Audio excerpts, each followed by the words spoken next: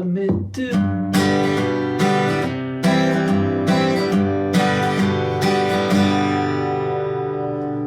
Hello everybody, thanks for joining me. We're talking about Love Me Do today. We're going to learn how to play that.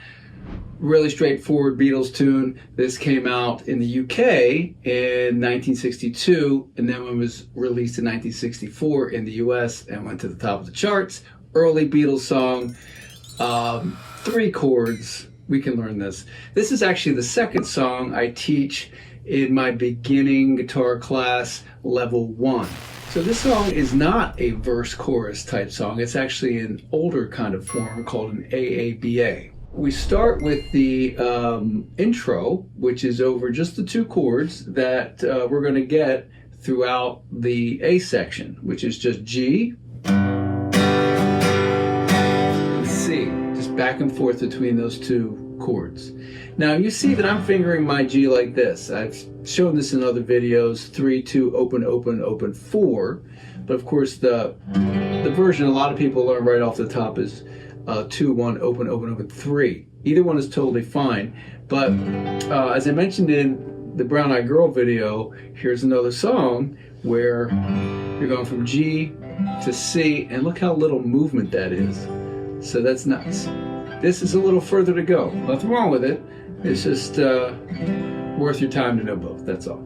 And then the only other chord we need is D. If you checked out my Brown Eyed Girl video, we cover all these in that as well, and there's also an E minor in that song.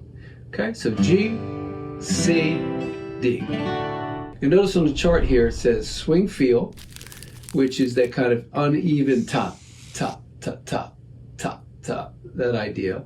Although it's notated the same, it's just eighth notes, we feel it a little bit different, where the first note is a little longer than the second. Half note equals 73. This is in cut time, also known as 2-2. 1, 2, 1, 2. And you'll notice it's key of 1 sharp, which is G. So that's our strumming pattern. Down, down.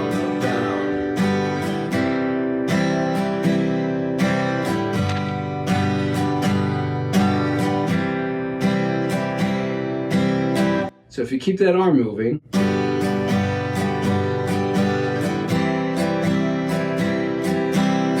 now I hit every one, but if you keep it moving, down, up, down, even with that uneven swing feel, the ups and downs are going to end up in the right place, and you won't have to think so hard about, okay, which one is up and which one is down. So you might even want to just practice.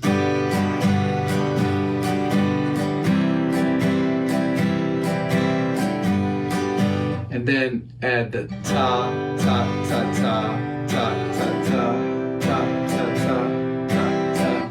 That's the sound of that rhythm. Ta, ta, ta, ta, ta, ta, ta, ta, ta, ta. So if you know the sound of a rhythm and you can sing it, and you're practiced in going and hitting every one, then it won't be too hard for you to take that sound and put it into your right hand and make the strumming pattern out of it. Now, one of the cool things about this song that gives it some character are the breaks. There's a lot of them.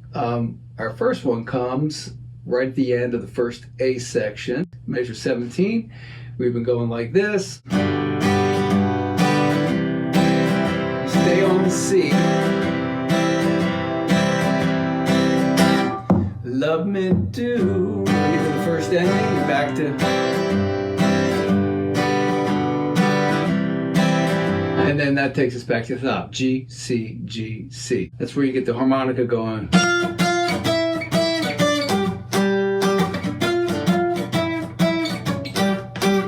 Intro, A, first ending, another A.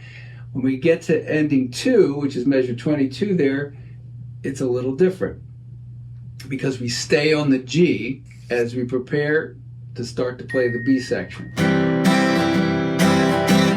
Love me do, second ending, and we stay on the G.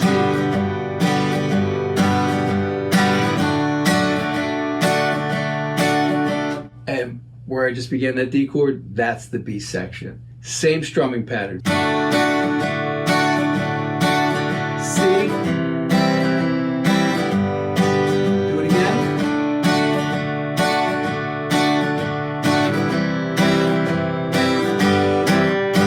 that might be, for a beginner player, the hardest part of the two. The most challenging part is measure 33, where you get G, C. Just a quick change.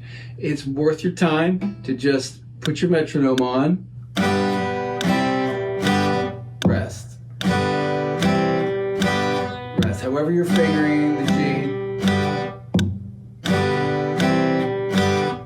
and then eventually speed that up. So top of page 2, we have the harmonica solo, and this is almost exactly like the B section. It's modeled on it. The first part is exactly like it.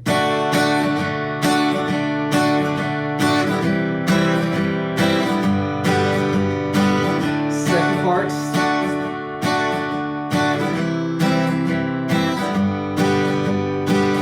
Now, they extend the G chord.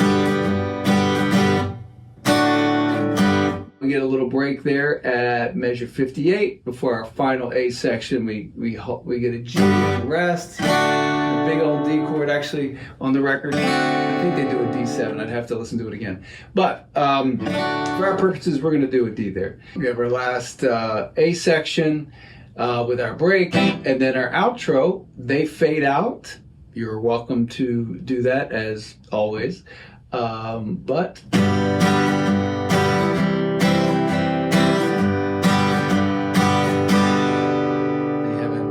Big ending on a G.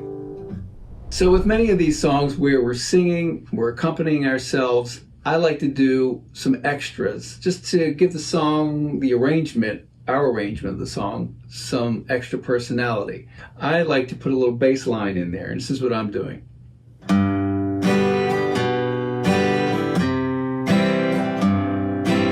I'm doing that most of the A section.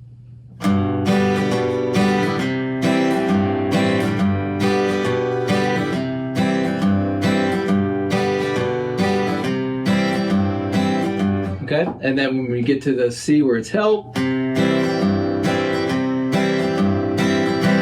love me do.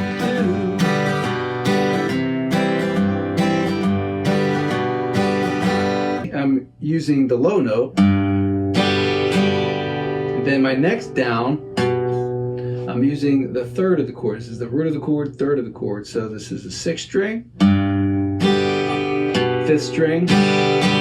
So 6 strum, it's 5 strum, and that walks it up to the C chord.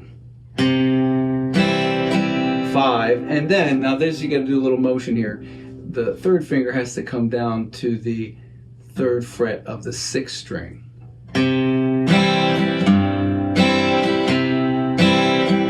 Now when you hit that low G, this one, skip over that 5th string. Try to just get one thing that will help technically is when you play your G, or whatever the lowest note is, let the pick rest on the next string down and then go for the strum.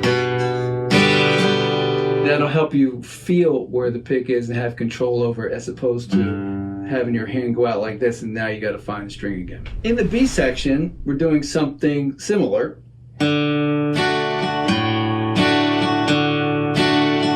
It's like what we're doing with the C, but because the D is an open string, its 5th, the 5th of the chord, is also an open string. So we're hitting the open 4th string, strumming, then the open A, open 5th string, strumming.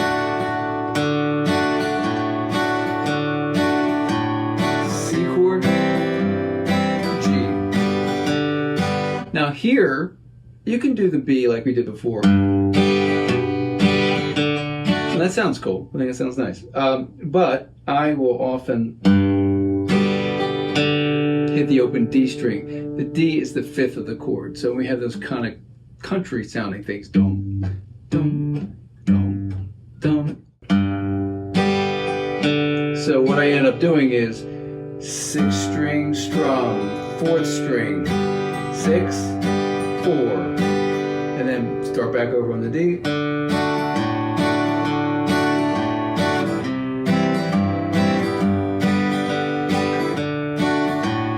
Now, I'll get slightly fancier. here. I go.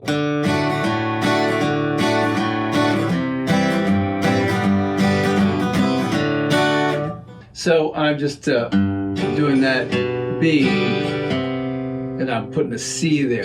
Still kind of over the G chord. So it goes by fast. It doesn't sound so out, I don't think.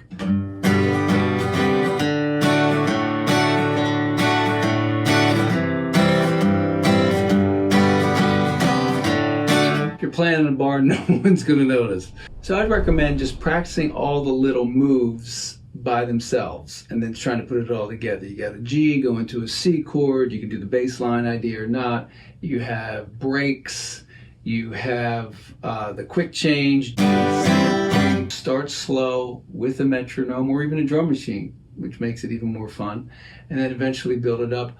Always listen to the original recording, so that's in your ear and you know where you're going with it, and eventually you'll be able to play along with the original tempo with the Beatles. Thanks for joining me, everybody. I hope you enjoyed this video, and I hope you enjoy playing Love Me Do. The sheet music is at my website, so please like and subscribe. You will also find at my website my singer-songwriter music and my most recent instrumental album of original material called In-Defense-of-Daydreaming. Let me know how your practicing goes, and we will see you next video.